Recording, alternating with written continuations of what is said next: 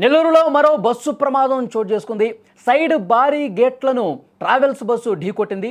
లారీని క్రాస్ చేస్తుండగా ఈ ప్రమాదం జరిగినట్టుగా తెలుస్తుంది. బస్సులో 36 మంది ప్రయాణికులు ఉన్నారు.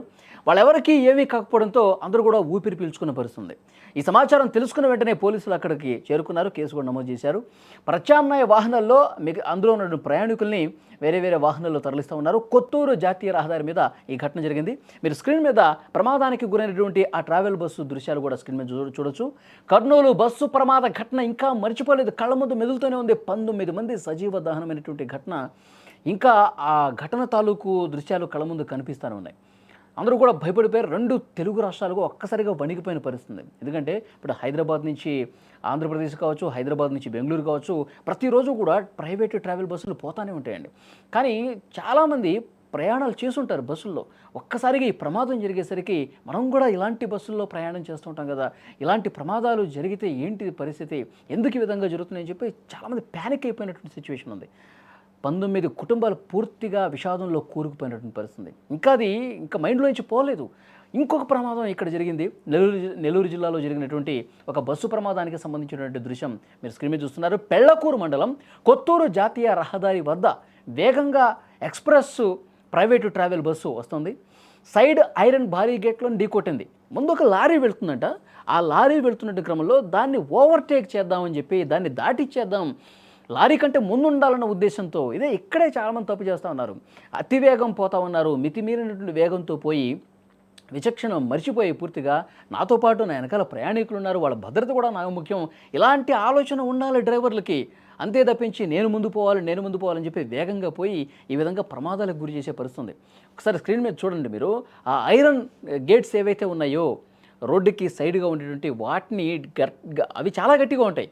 ఎందుకంటే ఏదైనా ఇలాంటివి జరిగినప్పుడు మొత్తం అటు పొలాల్లోకో లేకపోతే చెరువుల్లోకో బస్సులు పూర్తిగా బోల్తాపడి పోకుండా ఉండటం కోసం అలాంటివి ఏర్పాటు చేస్తారు. కానీ వాటిని కూడా ఢీ కొట్టేసి తునాతునకలు చేసేసి ఒక పక్కకి ఆగినటువంటి పరిస్థితుంది. అంటే ఎంత వేగంగా ఉన్నట్టే ఆ బస్సు ఆ ముందు భాగం అంత ఢీ కొట్టి ఉంటుంది.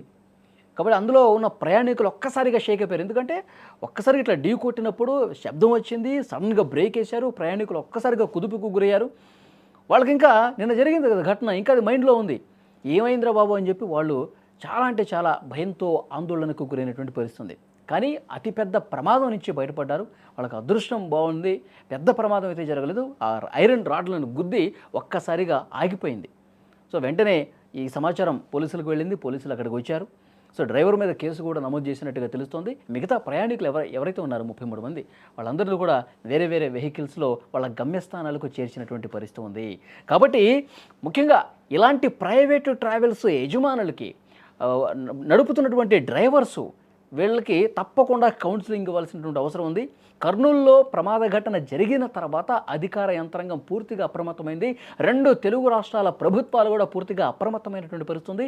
ఇప్పుడు ప్రైవేట్ ట్రావెల్స్ యాజమాన్యం సరైనటువంటి నిబంధనలు పాటిస్తున్నాయా లేదా, వాళ్ళు సరిగ్గా ఈ రిజిస్ట్రేషన్స్ సక్రమంగా జరిగినాయా అక్రమంగా జరిగినాయా, వాళ్ళు సీటింగ్ సంబంధించినటువంటి పర్మిషన్స్ తీసుకుని స్లీపర్గా ఏమన్నా మార్చుకున్నటువంటి పరిస్థితి ఉందా, ఇవన్నీ కూడా నిబంధనలు ఉన్నాయా లేవా అని చెప్పి చెక్ చేసే పరిస్థితి. మరొక వైపు ఈ డ్రైవర్లు కూడా వాళ్ళకి సరైనటువంటి లైసెన్స్తో ఉన్నారా లేదా ఇవన్నీ కూడా చెక్ చేసుకుంటున్న పరిస్థితి కనిపిస్తుంది.